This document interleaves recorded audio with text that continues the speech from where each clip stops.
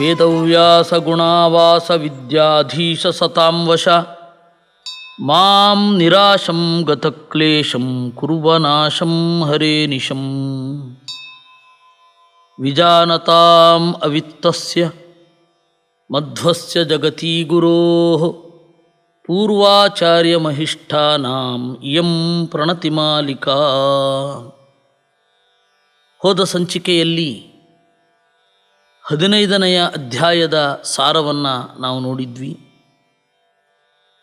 ಈ ಸಂಚಿಕೆಯಲ್ಲಿ 16ನೆಯ ಅಧ್ಯಾಯದ ಸಾರವನ್ನು ನೋಡಲಿದ್ದೇವೆ.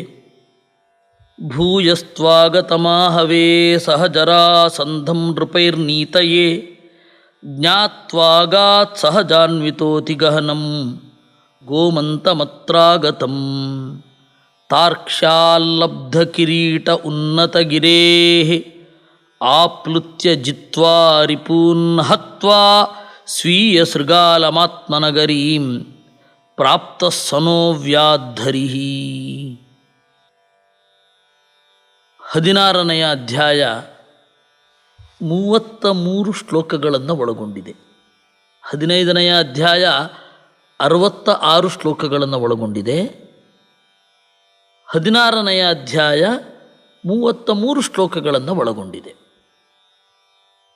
ಕೃಷ್ಣ ಮಧುರೆಯಲ್ಲಿ ಇದ್ದ, ಇನ್ನೂ ದ್ವಾರಕೆಯ ನಿರ್ಮಾಣ ಆಗಿರಲಿಲ್ಲ. ಆ ಸಂದರ್ಭದಲ್ಲಿ ಒಂದು ಬಾರಿ ಜರಾಸಂಧ ಬಂದು ಸೋತು ಹೋಗಿದ್ದ. 2ನೇ ಬಾರಿ ಬಂದ. 2ನೇ ಬಾರಿ ಬಂದಾಗ ಅಲ್ಲಿ ಒಬ್ಬ ವೃದ್ಧ ಇದ್ದ ಯಾದವರಲ್ಲಿ. ಅವನು ಹೇಳ್ದ, ನೋಡು ಕೃಷ್ಣ, ನಾವು ಈಗ ಚಿಕ್ಕವರಾಗಿದ್ದೇವೆ. ಕಂಸ ಇದ್ದ ಕಾಲಕ್ಕೆ ನಮ್ಮ ಪ್ರಭಾವ ಬಹಳ ಇತ್ತು. ಯಾಕೆ ಅಂದರೆ ಕಂಸ ಜರಾಸಂಧನ ಅಳಿಯ. ಜರಾಸಂಧನ 2 ಮಕ್ಕಳನ್ನು, ಹೆಣ್ಣು ಮಕ್ಕಳನ್ನು ಕಂಸ ಮದುವೆಯಾಗಿದ್ದ. ನಾನು ಜರಾಸಂಧನ ಅಳಿಯ ಆಗಿರಬೇಕಾದ್ರೆ ನನ್ನನ್ನು ಯಾರು ಆಕ್ರಮಿಸಲಿಕ್ಕೆ ಬರ್ತಾರೆ ಅಂತ ಒಂದು ಉಡಾಫೆಯಿಂದ ಕಂಸ ಕೋಟೆಯನ್ನು ಬಲಪಡಿಸಿರಲಿಲ್ಲ. ಆಯುಧಗಳ ದಾಸ್ತಾನು ಇಲ್ಲ. ಯಾರಾದರೂ ಮುತ್ತಿದರೆ ಒಳಗಡೆ ಆಹಾರ ಇರಬೇಕು, ನೀರಿರಬೇಕು, ಹಸುಗಳಿಗೆ ಮೇವು ಇರಬೇಕು. ಇದ್ಯಾವುದೂ ಇಲ್ಲ. ಈಗ ಆಯುಧಗಳೆಲ್ಲ ತುಕ್ಕು ಹಿಡಿದಿದೆ. ಯಾಕೆಂದರೆ ಕಂಸ ಇದ್ದಾಗ ಯುದ್ಧ ಮಾಡ್ತಾ ಇರಲಿಲ್ಲ, ಯುದ್ಧ ಮಾಡುವ ಅವಶ್ಯಕತೆಯೇ ಇರಲಿಲ್ಲ. ಮತ್ತು ನಮ್ಮ ಯಾದವ ಸೈನಿಕರು ಮೊದಲ ಯುದ್ಧದಿಂದ ಬಸವಳಿದಿದ್ದಾರೆ. ಮತ್ತು ನಾವು ಅತ್ಯಂತ ಅಲ್ಪಸಂಖ್ಯೆಯವರು, ಕಡಿಮೆ ಜನ, ಮೈನಾರಿಟಿ ಇದೆ. ಹೀಗಿರುವಾಗ ಜರಾಸಂಧ ಮತ್ತೆ ಯುದ್ಧಕ್ಕೆ ಬರ್ತಾ ಇದ್ದಾನೆ. ಇದು ನಿನಗಾಗಿ ಅಲ್ವಾ? ಜರಾಸಂಧನಿಗೆ ನಾವು ಬೇಡ, ನೀನು ಬೇಕು ಅಂತ ಹೇಳಿದ. ದೇವರು ಇದನ್ನು ಕೇಳಿಸಿಕೊಂಡು ನಕ್ಕ. ಅಜ್ಜ, ನೀವೇನು ಹೇಳ್ತಾ ಇದ್ದೀರಾ ಅಂತ ಗೊತ್ತಾಯಿತು.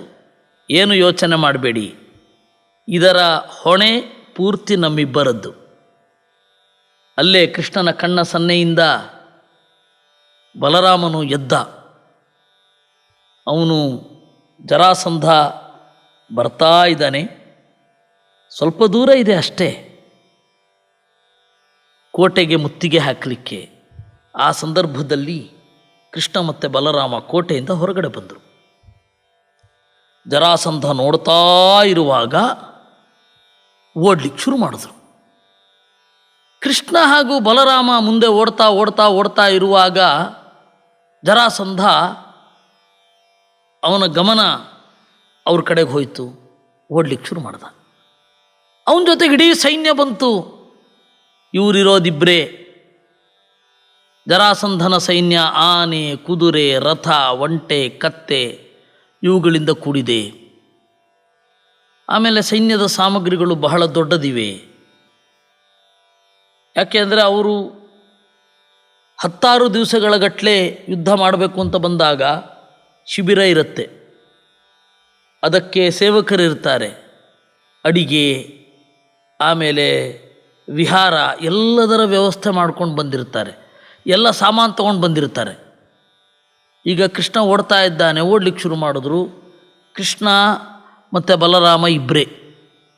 ಇವರು 23 ಅಕ್ಷೋಹಿಣಿ ಸೈನ್ಯ ತಗೊಂಡು ಓಡಿ ಓಡಿ ಓಡಿ ಓಡಿ ಬರ್ತಾ ಇದ್ದಾರೆ.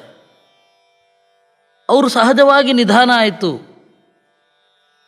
ಕೃಷ್ಣ ಓಡಿದ ಓಡಿದ ಓಡಿದ ಓಡಿದ ಬಂದ. ಪರಶುರಾಮ ಅಗ್ನಿಹೋತ್ರ ಮಾಡ್ತಾ ಇದ್ದ ಅಲ್ಲಿ. ನಮಸ್ಕಾರ ಮಾಡಿ ಪರಶುರಾಮನನ್ನು ಕೇಳಿದ, ಋಷಿಗಳೇ, ಜರಾಸಂಧ ನಮ್ಮನ್ನು ಅಟ್ಟಿಸ್ಕೊಂಡು ಬರ್ತಾ ಇದ್ದಾನೆ. ಇಲ್ಲಿ ಹತ್ತಿರದಲ್ಲಿ ಅಡಗಿಕೊಳ್ಳಿಕ್ಕೆ ಒಳ್ಳೆಯ ಜಾಗ ಇದ್ದರೆ ಹೇಳಿ ಅಂತ. ಎರಡೂ ಒಂದೇ ರೂಪ, ಆದರೂ ಒಂದು ಲೀಲೆ. ಅದಕ್ಕೆ ಪರಶುರಾಮದೇವರು, ನೋಡಪ್ಪ, ಗೋಮಂತ ಪರ್ವತ ಅಂತ ಇದೆ, ಅಲ್ಲಿ ನಿಂತರೆ ಅರಿಗಳಿಗೆ ಅಭೇದ್ಯ, ಆ ಪರ್ವತ ದುರ್ಗವನ್ನು ಆಶ್ರಯಿಸು ಅಂದರು. ವಸ್ತುತಃ ಇದನ್ನೆಲ್ಲ ನೀವು ಹರಿವಂಶದಲ್ಲಿ ಕೇಳಬೇಕು. ಯುದ್ಧದ ಟೆಕ್ನಿಕ್ಕು, ಯುದ್ಧದ ರೀತಿ ಅದೊಂದು ಅದ್ಭುತ. ನಾವು ಮೂಲ ಗ್ರಂಥಗಳನ್ನು ಪ್ರತಿ ಶ್ಲೋಕ ಓದಿದರೆ ಅದರ ಸ್ವಾರಸ್ಯ, ರಹಸ್ಯ ಎಲ್ಲ ಗೊತ್ತಾಗ್ತಾ ಹೋಗುತ್ತೆ. ಈ ಔಟ್ಲೈನ್ಸ್ ಇರುತ್ತಲ್ಲ, ಅದು ನಮಗೆ ಅಷ್ಟು ತೃಪ್ತಿ ಕೊಡಲ್ಲ ಆಮೇಲೆ. ಹಾಗೆ ಇಡೀ ಮಧ್ವರನ್ನು ಮೆಚ್ಚಿ ಆರಾಧಿಸುವ ಜನತೆ ವೇದವ್ಯಾಸರ ಈ ಶ್ಲೋಕವನ್ನು ಓದುವ ಸೌಭಾಗ್ಯವನ್ನು ಪಡೆಯಲಿ ಅಂತ ಮಧ್ವರಲ್ಲಿ ಉತ್ಕಟವಾಗಿ ಪ್ರಾರ್ಥಿಸಿ ಮುಂದೆ ಹೋಗೋಣ. ವಸ್ತುತಃ ಇಡೀ ದೇಶದವರು ಅದನ್ನು ಕೇಳಬೇಕಾದದ್ದು. ದೇವರಲ್ಲಿ ಪ್ರಾರ್ಥನೆ ಮಾಡೋದು ಮಾತ್ರ ನಮ್ಮ ಕೆಲಸ. ಅದನ್ನು ಆಗಗೊಡುವುದು ಬಿಡುವುದು ಅವರ ಸಂಕಲ್ಪ. ಇರಲಿ. ದುರ್ಗಗಳಲ್ಲಿ ಶ್ರೇಷ್ಠವಾದ ದುರ್ಗ ಗೋಮಂತ ಪರ್ವತ. ಅದನ್ನು ಇವತ್ತು ಗೋವಾ ಅಂತ ಕರೀತಾರೆ. ಆ ಪರ್ವತದ ಮೇಲ್ಗಡೆ ಹೋಗು. ಸರಿ, ಪರ್ವತದ ಮೇಲ್ಗಡೆ ಹೋಗಿ ಅಲ್ಲಿದ್ದ. ನೋಡಿ, ಕೃಷ್ಣ ಬಲರಾಮರಿಬ್ಬರೇ, ಹಿಂದಿನಿಂದ ದೊಡ್ಡ ಸೇನೆ ಓಡ್ತಾ ಓಡ್ತಾ ಓಡ್ತಾ ಓಡ್ತಾ ಅಂತರ ಜಾಸ್ತಿ ಆಗ್ತಾ ಆಗ್ತಾ ಆಗ್ತಾ 3 ದಿವಸ ಅಂತರ ಕ್ರಿಯೇಟ್ ಆಗಿ ಹೋಯಿತು. ಗೊತ್ತಾಯ್ತಾ? ಲಗೇಜ್ ಇಲ್ಲದೆ ಇಬ್ಬರೇ ಓಡ್ತಾ ಇದ್ದಾರೆ. ಇವರು ವಿತ್ ಲಗೇಜ್ ಬರ್ತಾ ಇದ್ದಾರೆ. ನಡೆ ನಿಧಾನ ಆಗೇ ಆಗತ್ತೆ. ಆ 3 ದಿವಸದಲ್ಲಿ ಇಲ್ಲಿ ಬೇರೆ ಬೇರೆಯೇ ಕಥೆ ನಡೀತು. ಗೋಮಂತದಲ್ಲಿ ದೇವರು ಕುಳಿತುಕೊಂಡಿದ್ದಾನೆ, ಬಲರಾಮ ವಿಹಾರ ಮಾಡ್ತಾ ಇದ್ದಾನೆ. ಕಾಂತಿ, ಶ್ರೀಹಿ, ವಾರುಣಿ ಅವರು ಬಂದರು. ವಾರುಣಿ ಶೇಷನ ಮೂಲ ರೂಪದಲ್ಲಿನ ಹೆಂಡತಿ, ಅವಳು ಬಂದಳು. ಆಮೇಲೆ ಕಾಂತಿ, ಅವಳು ಕೂಡ ಚಂದ್ರನ ಹೆಂಡತಿ ಒಬ್ಬಳು ಕಾಂತಿ ಅಂತ ಇದ್ಲು, ಅವಳು ಬಂದಳು. ಹೀಗೆ 3 ಜನ ಬಂದರು. ಆ ವಾರುಣಿ ಇದ್ದಾಳಲ್ಲ, ತಾನೇ ಮಧ್ಯವಾಗಿ ಬದಲಾದ್ಲು. ನೀವು ಪುರಾಣಗಳ ಡಿಸ್ಕ್ರಿಪ್ಷನ್ ಓದಿದ್ರೆ ಬಲರಾಮನನ್ನು ಮದಿರಾಪ್ರಿಯ, ಮದಿರಾ ಅಂತಂದರೆ ಹೆಂಡ, ಯಾವಾಗಲೂ ಹೆಂಡ ಕುಡಿತಾ ಇರ್ತಾನೆ. ಇದೇನ್ರಿ ಇದು, ಬಲರಾಮ ಹೆಂಡ ಕುಡಿತಾನೆ? ಹೌದು, ಕ್ಷತ್ರಿಯರಿಗೆ ಅದು ಯೋಗ್ಯ. ಬ್ರಾಹ್ಮಣರಿಗೆ ಯೋಗ್ಯ ಅಲ್ಲ ಅಂದರೆ ಕ್ಷತ್ರಿಯರಿಗೆ ಯೋಗ್ಯ, ಅವ್ರು ಕುಡಿಬಹುದು, ಪರ್ಮಿಷನ್ ಇದೆ. ಆದರೆ ಬಲರಾಮ ಕುಡಿತಾ ಇದ್ದದ್ದು ಅವನ ಹೆಂಡತಿಯನ್ನೇ. ಯಾಕೆಂದರೆ ವಾರುಣಿ ಅಂತ ಇದ್ದಾಳಲ್ಲ, ಅವಳು ಕದಂಬ ಮರದ ಪೊಟರೆಯಲ್ಲಿ ಮಧ್ಯವಾಗಿ ಬಂದ್ಲಂತೆ.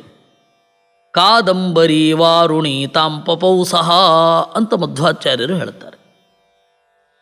ಆ ವಾರುಣಿ ಕದಂಬ ಮರದ ಪೊಟರೆಯಲ್ಲಿ ರಸವಾಗಿ ಉಕ್ಕಿ ಬಂದ್ಲು, ಅವನು ಕುಡಿದ. ಹೀಗಾಗಿ ಬಲರಾಮ ಹೆಂಡವನ್ನು ಕುಡಿತಾ ಇರೋದಲ್ಲ, ಹೆಂಡತಿಯನ್ನೇ ಕುಡಿತಾ ಇರೋದು. ಅದಕ್ಕೆ ಒಂದು ಮಾತು ಹೇಳ್ತಾರೆ, ನದೇವ ಚರಿತಂ ಚರೇತ್ ಅಂತ. ದೇವತೆಗಳು ಮಾಡಿದ ಹಾಗೆ ಮಾಡಲಿಕ್ಕೆ ಹೋಗಬಾರ್ದು ಅಂತ. ನಮ್ಮಲ್ಲಿ ರೋಲ್ ಮಾಡಲ್ ಅನ್ನುವ ಕಲ್ಪನೆ ಇಲ್ಲ ಅಂತ ನಾನು ಯಾವಾಗಲೂ ಹೇಳ್ತಾ ಇರ್ತೇನೆ. ಅದರಲ್ಲಿ ಇದು ಒಂದು. ಬಲರಾಮ ಹೀಗೆ ಆಟ ಆಡ್ತಾ ಇದ್ದಾನೆ, ಕೃಷ್ಣ ಕುಳಿತಿದ್ದಾನೆ. ಅಷ್ಟು ಹೊತ್ತಿಗೆ ಸ್ವಲ್ಪ ಹೊತ್ತಿನ ಹಿಂದೆ ಒಂದು ಘಟನೆ ನಡೀತು. ಈ ಲೋಕದಾಚೆಗಿನ ಘಟನೆ. ಅಮುಕ್ತ ಸ್ಥಾನ ವೈಕುಂಠದಲ್ಲಿ ಶ್ರೀಕೃಷ್ಣ ನಾರಾಯಣನಾಗಿ ಅಮುಕ್ತರಾದ ದೇವತೆಗಳಿಗೆ ದರ್ಶನ ಕೊಡಲಿಕ್ಕೆ ಅಂತ ಇದ್ದ. ಆವಾಗ ಬಲಿ ಬಂದ. ಆ ಬಲಿಯ ಒಳಗಡೆ ಬಲಿ ಅಂತ ಒಬ್ಬ ದುಷ್ಟನ ಆವೇಶ. ನೋಡಿ, ಇಬ್ಬರದು ಒಂದೇ ಹೆಸರು. ಈ ಬಲಿಯ ಒಳಗಡೆ ಆ ಬಲಿ ಇದ್ದಾನೆ. ಬಾಣನದ್ದು ಹೀಗೆ ಕಥೆ. ಈ ಬಾಣನ ಒಳಗಡೆ ಇನ್ನೊಬ್ಬ ಬಾಣ ಇದ್ದಾನೆ, ಅವನು ಕೆಟ್ಟವನು. ಆ ಕೆಟ್ಟ ಬಾಣ ಇದ್ದಾನಲ್ಲ, ಅವನೇ ಕೀಚಕನಾಗಿ ಬಂದದ್ದು. ಕೆಟ್ಟ ಬಲಿ ಇದ್ದಾನಲ್ಲ, ಅವನು ಈ ಬಲಿ ಒಳಗಡೆ ಸೇರಿಕೊಂಡ್ರೆ ಅದೇ ಅಸುರಾವೇಶ, ಏನೇನೋ ದೇವರಿಗೆ ವಿರುದ್ಧವಾದ ಕೆಲಸ ಮಾಡೋದು. ಈ ಬಲಿ ಇದ್ದಾನಲ್ಲ, ಸಜ್ಜನನಾದ ಬಲಿ. ವಾಮನನಿಗೆ ಭೂಮಿಯೊಡನೆ ತನ್ನನ್ನೂ ಇತ್ತ ಬಲಿ, ತನ್ನನ್ನೇ ಕೊಟ್ಟ ಬಲಿ. ಆ ಬಲಿಯ ಒಳಗಡೆ ಈ ದೈತ್ಯ ಬಲಿಯ ಆವೇಶ ಆಗಿ ಹೋಗಿತ್ತು. ಸ್ವಭಾವ ಎಲ್ಲಿ ಹೋದರೂ ಬಿಡಲ್ಲ ಅನ್ನೋದಕ್ಕೆ ಇದೊಂದು ನಿದರ್ಶನ. ಈ ಬಲಿ ಅಮುಕ್ತ ಸ್ಥಾನದಲ್ಲಿದ್ದಾನೆ. ಅಸುರಾವೇಶ ಆಯಿತು. ದೇವರು ನೋಡಿದ ಎಲ್ಲರನ್ನ. ದೇವರ ಕನಸನ್ನೇನು ಅರ್ಥ ಮಾಡಿಕೊಂಡು ಎಲ್ಲರೂ ನಿದ್ರೆ ಮಾಡಿದಂತೆ ನಟನೆ ಮಾಡಿದ್ರು. ಆವಾಗ ಓಡಿ ಬಂದು ಕಿರೀಟ ಎತ್ಕೊಂಡು ಹೋದ. ಎಲ್ಲ ನಕ್ಕದ್ರಂತೆ.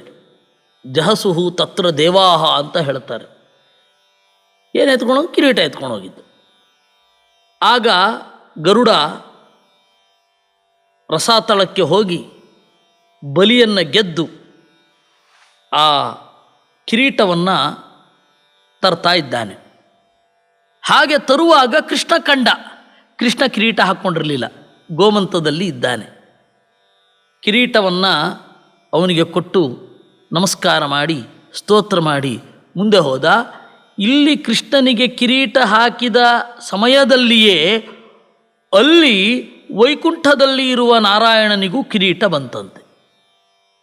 ಏಕೆಂದರೆ ಲಕ್ಷ್ಮೀದೇವಿ ಅಲ್ವಾ ದೇವರ ಛತ್ರ ಚಾಮರ ವ್ಯಜನ ಪರ್ಯಂಕ ಪಾತ್ರ ರೂಪದಲ್ಲಿ ನಿಂತು ಚಿತ್ರಚರಿತನಾದ ಹರಿಯ ತಾನೇ ಸೇವೆ ಮಾಡುತ್ತಿಹಳು ಅಂತ. ಲಕ್ಷ್ಮೀದೇವಿ ದೇವರ ವಸ್ತ್ರಗಳ ಆಭರಣಗಳ ಅಭಿಮಾನಿನಿ, ಮತ್ತು ಲಕ್ಷ್ಮೀದೇವಿಯೇ ಅದು.